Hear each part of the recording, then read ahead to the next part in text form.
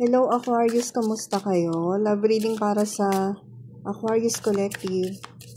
Kung magiging honest ang person mo, ano yung gusto niya sabihin sa'yo? Okay, energy check muna tayo ha. Energy check. Wow, puro ones. Bakit may nasisense akong betrayal? Bigat na nararamdaman. Sa recent past, yung isa sa inyo, nahihirapan kasi inconsistent yung isa. Pabigla-bigla sa mga decisions. So, pag nakaramdam ng, ng gusto gawin, sobrang extreme, gustong-gusto agad kahit hindi nag-iisip, naapektuhan yung isa. So, kung magiging honest siya, ano yung gusto niya sabihin sa'yo? Ikaw na lang maglagay ng sinabi kong mga information about sa sitwasyon. Kung ano yung sitwasyon nyo. Kasi hindi ko matukoy kung yung masculine ba ang nagbibigay ng bigat. Kung ikaw ba to or yung person mo. Ikaw na bahalang mag-apply niyan sa sitwasyon mo. Ano yung gusto niya sabihin sa'yo kung magiging honest siya ngayon. Parang yung person mo may galit sa'yo. Pagod na siya, girl. Bakit girl? Pagod na siya.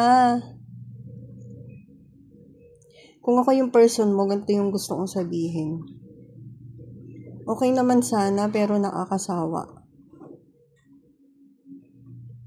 Pagod na ako. Gusto ko na lang tumahimik. Ano bang nangyari? Capricorn. Baka yung iba sa inyo, Capricorn ng person nyo.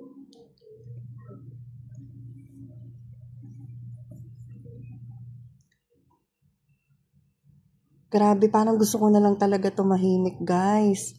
Ganun yung energy ng person nyo. Parang ayaw niyang salita. Pero hirap na siya, oh. 10 of Wands.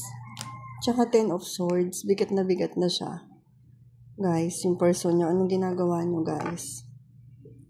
Baka meron kayong kailangan tignan sa sarili nyo na hindi nyo napapansin, nagpapabigat sa person nyo, Aquarius.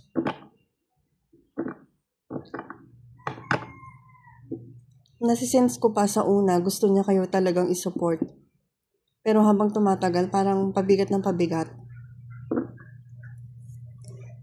So, kung ganito, ang nararamdaman at iniisip niya, ano yung possible mangyari?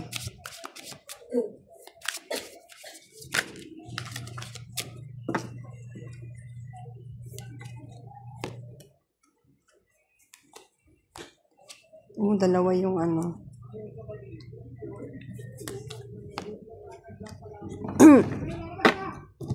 Ano sa sense ko dito?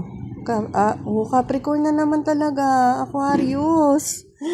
Ay, bakit pumapasok yung Capricorn? Yung person mo, Aquarius, gusto kanyang kausapin. Para maging okay ulit kayo.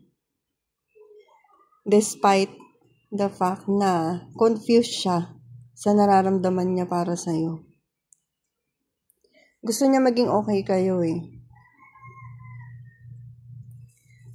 So, kung gusto mo pang malaman ang iba pang detalye about sa person mo, kasi mukhang conflicting talaga to, pwede ka mag-book ng private reading, Aquarius. I-message mo lang ako dito or sa Messenger.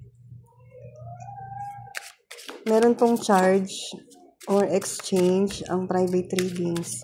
Kuha tayo ng advice para sa'yo, Aquarius. Mukhang complicated ang sitwasyon mo. Pero ang ganda ng advice para sa'yo. Mag-focus ka sa creative side mo. Get in touch with your emotions. Baka Aquarius masyado kang nasa intellect, nasa mental space. Ina-advise sa'yo, try to do something creative. Magsimula ka ng bagong hobby, project, or whatever na may express mo yung creativity mo. Okay, thank you, Aquarius.